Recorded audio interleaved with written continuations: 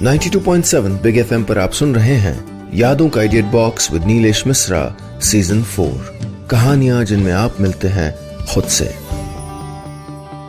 जैसा कि आप जानते हैं कि मैंने हाल में अपनी मंडली के कुछ सदस्यों को एक एक्सरसाइज दी थी। उनको कहानी का टाइटल दिया था और फिर कहा था कि जाइए इस टाइटल पे एक कहानी लिखिए। उसी सिलसिले में सुना रहा हूं आज की कहानी हिना के बिना। नोएडा सेक्टर 25 की दुकान नंबर M92 से आज फिर उसी गाने की आवाज गूंज रही थी। मैं हूं खुशरंग हिना, प्यारी खुशरंग हिना। दरअसल दुकान नंबर 25 मकसूद अहमद की सीडी लाइब्रेरी थी। धर्मेंद्र और जितेंद्र से लेके रणवीर और अर्जुन कपूर तक के पोस्टरों से पटी उस सीडी लाइब्रेरी में मकसूद भाई पूरे दिन ग्राहकों को नई पुरानी फिल्मों की सीडी बेचते और बताते कि फला फिल्म अगर यूं के बजाय यूं बनती ना तो ज्यादा चलती। 90 के दशक वाली लच्छेदार हेयर स्टाइल वाले मकसूद भाई का चेहरा कुछ कुछ अनिल कपूर से मिलता था। शायद इसीलिए बाल भी वैसे ही रख लिए थे। लोग ये भी बताते हैं कि वो लड़कपन के दिनों में अनिल कपूर की देखा देखी होठों के पास एक कट बनाने की भी नाकाम कोशिश कर चुके थे। बहरहाल मकसूद भाई में फिल्मी ज्ञान कूट कूट के भरा था। वो तो मुंबई में दाल गली नहीं, वरना आज शाहरुख सलमान जैसे किसी भी 100 करोड़ी फिल्म के पोस्टर पे होते। वो 6 साल पहले जब मकसूद भाई फिल्मों में हाथ आजमाने मुंबई गए थे तब कहां सोचा था कि बैरंग लौटना पड़ेगा। एक्टिंग ऐसी करते थे कि दिलीप कुमार देख लें तो पूछें कि ए भाई कौन हो तुम जो इतनी खूबसूरत अदाकारी करते हो भाई। लेकिन बदकिस्मती ये रही कि किसकी बदकिस्मती? मकसूद भाई की नहीं, फिल्मी दुनिया की ये बदकिस्मती थी कि वो मकसूद भाई के टैलेंट को समझ नहीं पाई। समझ पाई होती ना तो सिर्फ एक, वो भी छोटा मोटा सा रोल नहीं मिलता और फिर नोएडा वापस आके ये सीडी शॉप थोड़े ना खोलनी पड़ती। वो सबसे कहा करते थे कि उन्होंने एक फिल्म में एक जबरदस्त एक्टिंग वाला रोल किया था। कौन सा ये नहीं बताते थे, लेकिन उनके खास दोस्त प्यारे लाल शुक्ला ने एक दिन ये राज भी उगलवा ही लिया। उस दिन पता चला कि दरअसल एक बी ग्रेड फिल्म के एक छोटे से सीन में मकसूद भाई ने एक्टिंग की थी डेड बॉडी की। खैर, फिल्मों में काम न सही, फिल्मों की सीडी का ही काम सही। जिंदगी मजे से तो गुजर रही थी, दुकान भी खूब चलती थी। इलाके में बात मशहूर थी कि पुरानी से पुरानी फिल्म की सीडी चाहे पूरे NCR में न मिले लेकिन मकसूद भाई के पास जरूर मिल जाएगी। हालांकि इसके पीछे का मकसद कारोबारी नहीं था, इसकी वजह थी मकसूद भाई की एक तरफा मोहब्बत। जी हाँ, मकसूद भाई की दुकान के ठीक सामने एक लेडीज ब्यूटी पार्लर था जिसकी ओनर थी हिना। कमाल की बात यह थी कि हिना भी फिल्मों की बहुत शौकीन थी और हर तीसरे चौथे दिन घर लौटते वक्त मकसूद सीडी लाइब्रेरी से किसी न किसी फिल्म की सीडी ले जाती। मकसूद भाई को हिना बहुत पसंद थी। वो जब भी दुकान पे आती तो मकसूद भाई का दिल हिम्मत वाला फिल्म का गाना ता थैया हो गाने लगता। 92.7 बिग एफएम पर आप सुन रहे हैं यादों का edit box with Nilesh Mishra season 4। कहानियां जिनमें आप मिलते हैं खुद से। दोस्तों, मैं आपको सुना रहा हूं अपनी मंडली के सदस्य जमशेद कमर सिद्दीकी की लिखी कहानी हिना के बिना। इस कहानी में अब तक आपने सुना मकसूद सीडी लाइब्रेरी के मालिक मकसूद अहमद सामने वाले ब्यूटी पार्लर की मालकिन हिना को चाहते हैं। हिना मकसूद अहमद की दुकान पे अक्सर सीडी लेने आती हैं, वो भी फिल्मों की शौकीन है। सुनते हैं आगे। मकसूद भाई की दुकान खुद एक छोटी सी फिल्मी दुनिया थी। कौन नहीं था वहां? दाएं देखो तो देवानंद स्टाइल मार रहे हैं, बाएं देखो तो लाल पीले कपड़ों में गोविंदा इतरा रहे हैं, इधर देखो तो गर्दन एक तरफ झुकाए अजय देवगन खड़े हैं और उधर देखो तो हाँ कहते हुए अमिताभ बच्चन। लेकिन इन सब के बीच बैठे मकसूद भाई की नजर बार बार सामने वाले ब्यूटी पार्लर के काले शीशे के दरवाजे तक हो के लौट आती थी। वो शीशे के पार अंदर झांकने की नाकाम कोशिश करते थे, लेकिन दरवाजे पे मुस्कुराते हुए वेलकम कहती हुई माधुरी दीक्षित के अलावा कोई नहीं दिखता था। दिन भर तमाम लेडीज अंदर बाहर किया करती और जैसे ही दरवाजा खुलता मकसूद भाई अंदर झांकते कि शायद हिना की एक झलक मिल जाए। लेकिन हिना का दीदार तो शाम को ही हो पाता था, जब वो ब्यूटी पार्लर बंद करके घर जाने के लिए निकलती, और तब तो मकसूद भाई की शाम बन जाती थी जब वो घर लौटने से पहले उनकी दुकान पे कंगूरों वाले कुर्ते पहने हुए अपनी असिस्टेंट रिंकी के साथ कोई सीडी लेने आ जाती थी। जैसे वो दुकान पे आती, मकसूद भाई दुकान पे काम करने वाले पिंटू से कह के गाना बजवा देते, मैं हूं खुशरंग हिना, प्यारी खुशरंग हिना। मकसूद भाई के बेहद करीबी दोस्त प्यारेलाल शुक्ला उनकी आशिक मिजाजी से वाकिफ थे। इससे पहले जितनी बार भी मकसूद भाई का दिल टूटा था, उनको रोने के लिए प्यारेलाल का एक कंधा मिला था। लेकिन प्यारेलाल निहायत खाली इंसान थे। पूरे दिन मकसूद भाई की दुकान पे बैठे गप लड़ाया करते और वक्त जाया करने के नए नए तरीके सोचा करते। एक रोज जब यूं ही प्यारेलाल की नजर काउंटर पे रखे उस रजिस्टर पे पड़ी जिसमें मकसूद भाई सीडी ले जाने वाले की डिटेल और फिल्म का नाम नोट करते थे, तो प्यारेलाल उछल पड़े। बोले, अमा तुम आदमियों के पैजामा, जरा भी समझ ना तुम्हें? लगता है तुमने सारी जिंदगी रोमांटिक फिल्मों की सीडी सिर्फ बेची है, खुद कोई फिल्म नहीं देखी। क्या मतलब, क्या कहना चाहते भाई? मकसूद भाई ने पेट अंदर करते हुए पूछा। प्यारे बोले, अरे पगले, वो चाहती है तुझको, इशारे इशारे में बोल भी चुकी है। ये सुनते ही मकसूद भाई के पेट में सैकड़ों तितलियां एक साथ जैसे किसी आइटम सॉन्ग पे डांस करने लगी। 92.7 बिग एफएम पर आप सुन रहे हैं यादों का edit box with Nilesh Mishra season 4, कहानियां जिनमें आप मिलते हैं खुद से। दोस्तों, मैं आपको सुना रहा हूं अपनी मंडली के सदस्य जमशेद कमर सिद्दीकी की लिखी कहानी हिना के बिना। इस कहानी में अब तक आपने सुना, सीडी लाइब्रेरी चलाने वाले मकसूद अहमद के दोस्त प्यारेलाल उनको बताते हैं कि दुकान के सामने वाले ब्यूटी पार्लर में काम करने वाली हिना उनको चाहती है। आखिर प्यारेलाल ने ऐसा क्यों कहा, सुनते हैं आगे। प्यारे की बात सुनकर कुलभूषण खरबंदा की तरह आंखें मिचमिचाते हुए मकसूद भाई ने मुस्कुरा के कहा, अमा जाओ यार, सुबह से कोई नहीं मिला क्या? अमा दोस्ती की कसम, ये देखो, ये रजिस्टर देखो। हिना बीते 3 महीने में तुमसे कौन कौन सी फिल्में ले गई वो तो देखो। हर फिल्म के नाम में एक मैसेज छुपा है। प्यारे ने यह बात इतने खुफिया तरीके से कही कि जैसे किसी जासूसी फिल्म का जासूस हो। कैसा मैसेज? मकसूद भाई ने शर्माते हुए पूछा, तो प्यारे ने रजिस्टर के उस कॉलम पे उंगली फिरानी शुरू कर दी जिस पे फिल्मों के नाम लिखे थे। अमा ये देखो, पिछले महीने उसने तुमसे फिल्म ली, आमिर खान और जूही चावला वाली तुम मेरे हो। फिर सैफ अली खान वाली आओ प्यार करें, और उसके बाद तो ओहो ये देखो, ये देखो 1942 लव स्टोरी। और पिछले हफ्ते कौन सी ली? हाँ, अरे बाप, आई लव यू।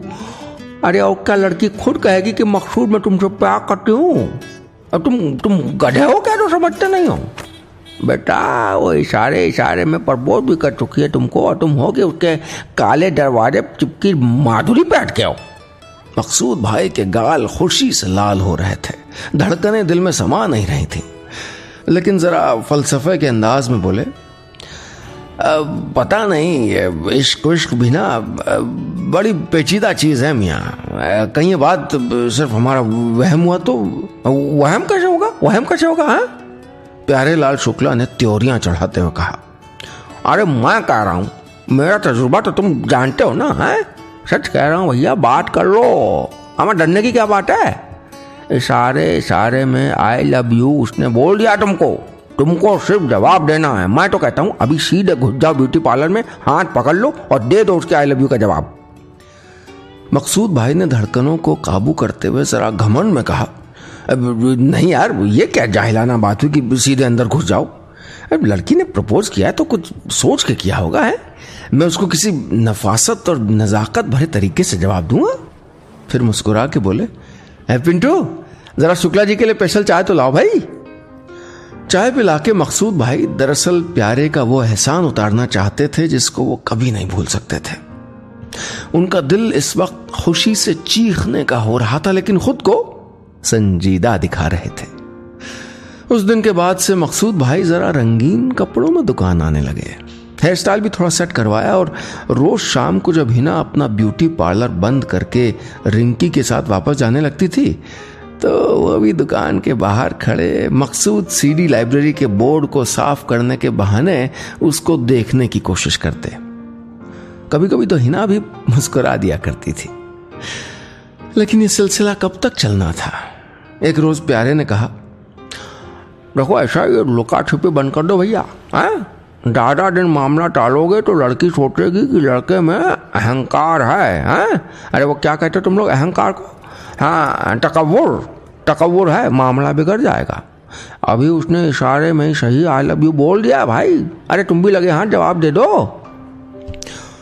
मकसूद भाई को बात समझ में तो आ गई, लेकिन सोचने लगे कि जवाब दें तो कैसे। ये भी एक गंभीर सवाल था, लेकिन इसका हल भी प्यारे ने ही निकाल दिया। प्यारे ने पूछा, अरे लड़की को फिल्म में बहुत पसंद है ना? हाँ, मकसूद भाई ने कहा। तो बस लाओ कागज कलम, अभी तुम्हारा मसला हम हल किए देते हैं।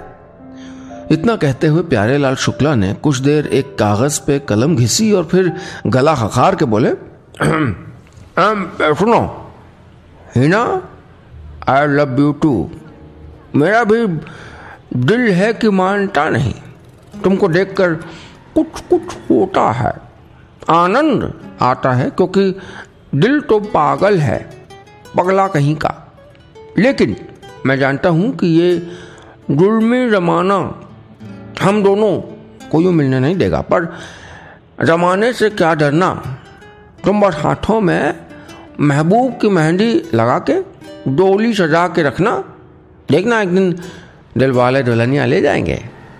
नदिया के पार हमारा छोटा सा घर होगा जहां हम कयामत से कयामत तक रहेंगे, क्योंकि खुदा गवाह है, प्यार झुकता नहीं। प्यारे ने खत पढ़ा तो पूछा, ये चलेगा ना? और फिर जवाब का इंतजार किए बिना ही कहा, अमार दौड़ेगा। इसे पढ़ के अम्मी से बात करने के लिए घर पे ना बुला ले तो कहना। मकसूद भाई की मुस्कुराहट कानों तक फैल गई। खैर, खत को काउंटर की सबसे नीचे वाली दराज में रख दिया ताकि पिंटू की नजर न पड़े। अब इंतजार था हिना का। 1 दिन बीता, 2 दिन बीते, 3 दिन बीते और चौथे दिन वो आ गई। शाम का वक्त था। प्यारे लाल काउंटर के पास लगे स्टूल पे बैठे औंघा रहे थे और मकसूद भाई हिसाब किताब में उलझे थे कि तभी दरवाजे पे एक आहट हुई। मकसूद भाई ने देखा, हरे रंग के कुर्ते और सफेद दुपट्टा ओढ़े दुकान में हिना खड़ी थी। मकसूद भाई के पैर कांपने लगे। अरे आप जी बताइए ना, क्या खिदमत कर सकता हूँ? वो मुस्कुरा के बोली, एक फिल्म की सीडी चाहिए थी, जरा पुरानी है, पता नहीं आपके पास होगी भी या नहीं। अरे अब बताइए, तो नहीं होगी तो मंगवा देंगे, ऐसी क्या बात है। मकसूद भाई ने जोश में कहा तो वो बोली, ऋषि कपूर की एक फिल्म थी, मेरा पति सिर्फ मेरा है। हिना का इतना कहना था कि अचानक दुकान में सन्नाटा पसर गया। 92.7 बिग एफएम पर आप सुन रहे हैं यादों का edit box with Nilesh Mishra season 4, कहानियां जिनमें आप मिलते हैं खुद से। दोस्तों, मैं आपको सुना रहा हूं अपनी मंडली के सदस्य जमशेद कमर सिद्दीकी की लिखी कहानी हिना के बिना। इस कहानी में अब तक आपने सुना, फिल्मी सीडी का कारोबार करने वाले मकसूद भाई को हिना नाम की एक महिला से इश्क हो जाता है।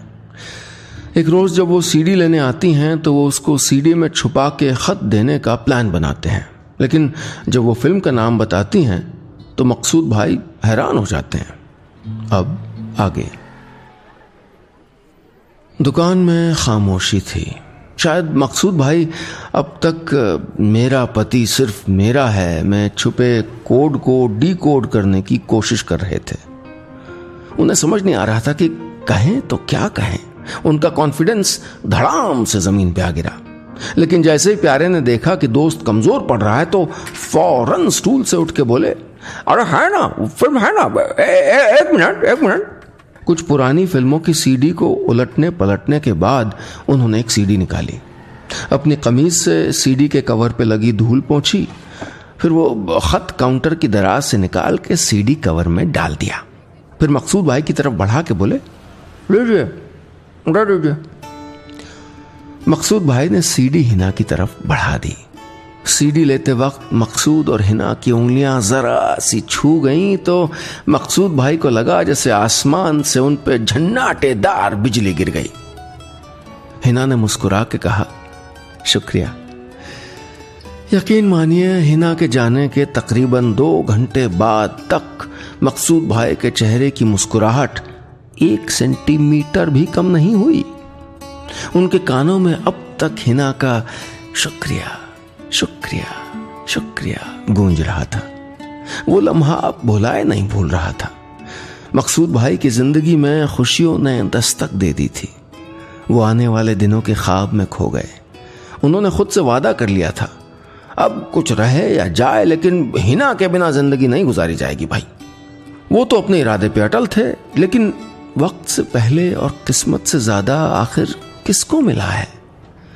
अगले दिन सुबह 11 बजे मकसूद भाई ने अपनी सीडी लाइब्रेरी का शटर उठाया तो सामने वाले ब्यूटी पार्लर पे लटका हुआ ताला देख के चौंक गए। आमतौर पे हिना का ब्यूटी पार्लर इस वक्त तक खुल जाता था। हिना का पार्लर बंद?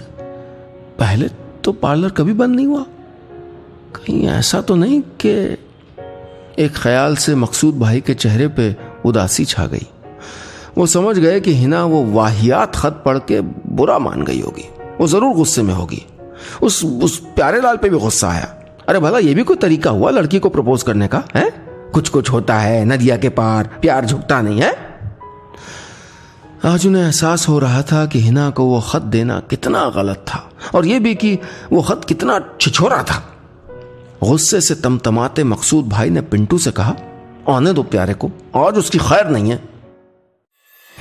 92.7 बिग एफएम पर आप सुन रहे हैं यादों का edit box with Nilesh Mishra season 4, कहानियां जिनमें आप मिलते हैं खुद से। दोस्तों, मैं आपको सुना रहा हूं अपनी मंडली के सदस्य जमशेद कमर सिद्दीकी की लिखी कहानी हिना के बिना। इस कहानी में अब तक आपने सुना, मकसूद भाई ने अपनी दुकान के सामने वाली ब्यूटी पार्लर की ओनर हिना को दिल दे दिया है। वो अपने दोस्त के हाथ का लिखा एक खत उसको देते हैं, जिसके बाद वो ब्यूटी पार्लर आना ही छोड़ देती है। अब क्या करेंगे मकसूद भाई? सुनते हैं आगे। मकसूद भाई गुस्से में प्यारे का इंतजार कर रहे थे, लेकिन प्यारे भी कम चालाक नहीं था। उसको शायद इस बात की खबर लग गई थी और वो दुकान आया ही नहीं। बहरहाल मकसूद भाई को हैरत तब हुई जब दूसरे तीसरे दिन भी ब्यूटी पार्लर पे ताला लटका रहा। उन्हें समझ ही नहीं आ रहा था कि करें तो क्या करें। हिना के बिना रहना मुश्किल हो गया था। वो इंतजार ही करते रहे और धीरे धीरे वक्त गुजरता रहा। इस तरह तकरीबन 2 महीने गुजर गए, लेकिन हिना का कुछ अता पता नहीं था। हमेशा खुश मिजाज रहने वाले मकसूद भाई की जिंदगी अचानक किसी आर्ट फिल्म जैसी हो गई थी। प्यारे ने भी डर के दुकान आना छोड़ दिया। लेकिन एक रोज वो हुआ जिसका अंदाजा खुद मकसूद भाई तक को नहीं था। दोपहर का वक्त था। मकसूद भाई थके हारे काउंटर पे बैठे बेमन से हिसाब किताब का 2 दूनी 4 कर रहे थे कि तभी दरवाजे पे एक आहट हुई। मकसूद भाई ने सर उठाया तो हिना की असिस्टेंट रिंकी खड़ी थी। इससे पहले कि मकसूद भाई कुछ बोल पाते, उसने एक लिफाफा उनकी तरफ बढ़ाते हुए कहा, ये हिना दीदी की शादी का कार्ड है, कहा है आइएगा जरूर। हाय, अब क्या बाकी था होने को। मकसूद भाई के चेहरे का रंग उड़ गया। कांपते हुए हाथों से कार्ड थामा और उस पर नजर दौड़ाई। हिना संग प्यारे लाल। प्यारे?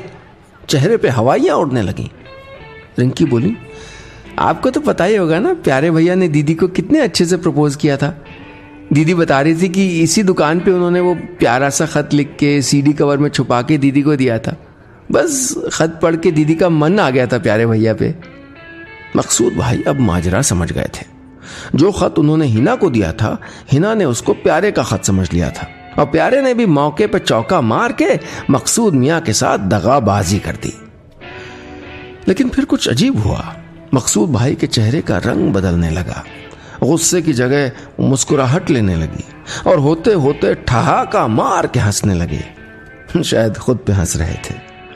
मुश्किल से हंसी थामते हुए बोले, रुको रुको रुको, अपनी दीदी को मेरी तरफ से शादी का तोहफा दे देना। उन्होंने पीछे लगी रैक से एक फिल्म की सीडी उठाई और रिंकी को थमाते हुए कहा, उन्हें सलमान खान बहुत पसंद है ना, ये लो। रिंकी ने सीडी देखी। फिल्म का नाम लिखा था सनम बेवफा। बस इतनी सी थी ये कहानी। 92.7 बिग एफएम पर आप सुन रहे हैं यादों का edit box with Nilesh Mishra season 4। कहानियां जिनमें आप मिलते हैं खुद से।